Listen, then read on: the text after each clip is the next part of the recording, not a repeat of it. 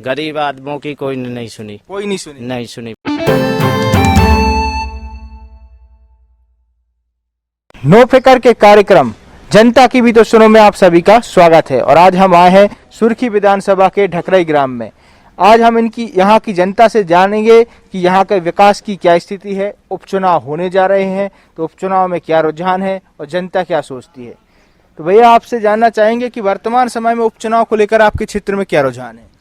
वर्तमान में हमारे यहाँ गोविंद सिंह राजपूत का पलड़ा भारी है।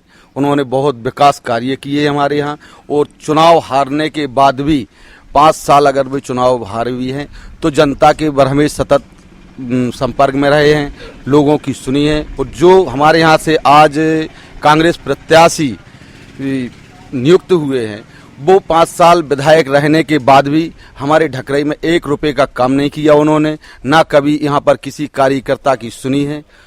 इसीलिए बहुत नाराजगी, एक बार उन्होंने चुनरी यात्रा निकाली थी तो हमारे ढकरई से निकली थी। हमारे ग्राम के समस्त लोग बंधनवारी लगाकर, पंडाल लगाकर उनके स्वागत के लिए पूरा गांव खड़ा रहा था। उनने 1 सेकंड को भी चुनरी यात्रा नहीं रोकी थी और आगे बढ़ने की बोल दी थी। तो इस बात को लेकर गांव में नाराजगी है उनसे, तभी से बहुत नाराजगी है। और हमारे ग्राम का एक भी लोग उनके यहाँ कोई काम कराने नहीं गया जब से वो यहाँ पर रुकी नहीं थी, और ना उन्होंने कोई 1 रुपए का विकास कार्य किया है यहाँ पर। उसके बाद आप लोगों के बीच में, आप लोगों की समस्याओं में आप लोगों के बीच में नहीं आई? नहीं, कभी नहीं आई है। माननीय गोविंद सिंह जी चुनाव हारने के बाद भी हम लोगों की समस्याएं सुनते रहे और उन्होंने समस्याओं का निपटारा किया। लेकिन पारुल साहू कभी नहीं आई? कभी नहीं आई, एक बार भी ढकरई नहीं आई। भैया आप लोग यहाँ क्षेत्र के युवा वर्ग हैं, तो युवा वर्ग के लिए यहाँ पे रोजगार के क्या साधन उपलब्ध हैं, क्या काम चल रहा है कि युवा वर्ग को काम मिलता है कि नहीं मिलता? युवा वर्ग के लिए किसानी में ही काम मिलता है, सोयाबीन कट रहा हो जैसे। ऐसा कोई रोजगार जो शिक्षित युवा वर्ग है उसके लिए अभी तो ऐसा कुछ नहीं है, कोई ऐसा काम? ऐसा कुछ काम नहीं। तो यहाँ के जो जनप्रतिनिधि रहे हैं उन्होंने इसके लिए रोजगार के साधन उपलब्ध कराने के लिए कोई प्रयास नहीं किया? अभी हाल तो कुछ नहीं किया, वर्तमान में कोई काम नहीं किया। हो जाएगा, हो जाएगा ऐसा किसका कहना है? मंत्री जी गोविंद सिंह राजपूत जी का। तो अभी ऐसा कोई प्रयास ऐसा है जिससे क्षेत्र में युवाओं को रोजगार मिल सके? अभी तो प्रेजेंट में ऐसा अभी कोई नहीं है। आप किसान वर्ग हैं, हाथ में हंसिया भी लिए हैं, तो नहीं है, मजदूर है। मजदूर हैं? हाँ। तो मजदूर हैं तो मजदूरी करने जाते हैं तो यहाँ मजदूरी मिल जाती है? नहीं, कभी नहीं मिलती है। तो अभी ऐसा सोयाबीन कट रहा है किसानों का, तो 1-2 दिन मंजूरी मिल जाती है, बस ऐसे ही। हाँ। तो ऐसे में अगर नहीं मिलती है तो क्या करते, कैसे गुजर बसर करते हैं? अब करते इधर उधर बाहर चले जाते हैं। तो बाहर जाना पड़ता है काम के हाँ। लिए। तो यहाँ के जो आप लोगों के क्षेत्र के जो जनप्रतिनिधि रहे हैं उन लोगों ने काम के लिए, आप लोगों के रोजगार के लिए कोई व्यवस्था नहीं की? अभी तो कुछ नहीं की है, कोई व्यवस्था नहीं। नहीं।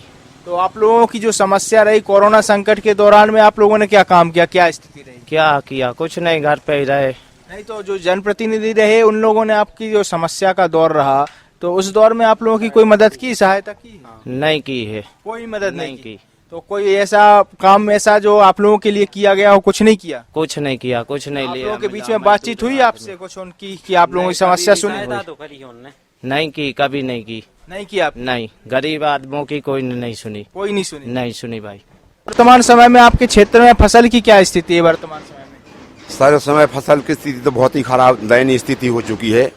सोयाबीन भी पूरी तरह से, एक तो उसमें फलन भी नहीं हुआ था, और फलन के बाद जो है उसमें अभी जो जिसने किसानों ने काट के रखा है तो उसमें भी बारिश हो गई तो वो भी खराब हो गया है। तो जो किसान वर्ग परेशान है तो उसके लिए कोई व्यवस्था, सहायता वगैरह है कुछ? अब देखिए, सहायता तो ऐसा है कि जब माननीय श्रीमान अपने मोदी जी की सरकार चल रही है, यहाँ शिवराज जी की सरकार चल रही है, तो हर किसान की, हर वर्ग की वो सुध बुध ले रहे हैं, और हर वर्ग के लिए वो सहायता जितना भी बन रहा है वो कर रहे हैं। तो जैसे कि अभी जैसे किसान वर्ग के लिए क्या सुविधाएं मिली हैं आप लोगों को इस क्षेत्र में, ढकरई क्षेत्र के किसानों के लिए क्या सुविधाएं? अब सुविधाएं तो जैसे अब मान के चलिए कि वो आकलन करके ले गए फसल का है। अच्छा, फसल का आकलन करके ले गए कितना बताया गया कि कितनी फसल की खराबी है, क्या कमियां हैं? अब वो तो फसल तो 90% खराब हो चुकी है। तो कितना मुआवजा आने की बात कही गई आपसे, जो आपके क्षेत्र में मुआवजे के लिए, या आपके क्षेत्र के जनप्रतिनिधि ने कितने मुआवजे की बात कही? अब वो मुआवजा तो सर ऐसा है कि जो सरकार से बन पड़ेगा वो देगा। अभी हम लोगों ने तो नहीं कहा है कि 10,000 की चाहिए या 20,000 की चाहिए, जो उनसे बन पड़ेगा वो सरकार इस करेगी। प्रकार कहा गया था जब शिवराज सिंह जी विपक्ष में थे तो उन्होंने बात कही थी कि 40,000 रुपए प्रति हेक्टेयर का मुआवजा मिलना चाहिए। तो क्या उम्मीद करते हैं आपकी किसानों को इतना मुआवजा मिलेगा कि नहीं मिलेगा, कि या फिर वो सिर्फ विपक्ष के समय की बात थी और वर्तमान समय में कुछ और होगा? ऐसा नहीं है सर, शिवराज सिंह जो कहते हैं वो करते हैं। तो आपको पूर्ण विश्वास है कि 40,000 रुपए प्रति हेक्टेयर का मुआवजा मिलेगा? जी जी। तो इस समय मतलब ढकराई क्षेत्र में क्या रुझान है उपचुनाव को लेकर, क्या आपका कहना? कि जब बहुत अच्छा अपना देश चल रहा है और प्रदेश भी अच्छी हालत में सरकार चला रही है, तो हम लोगों का सबका यही विचार है कि हम वही सरकार बनाएंगे जो वर्तमान में काम कर रही है।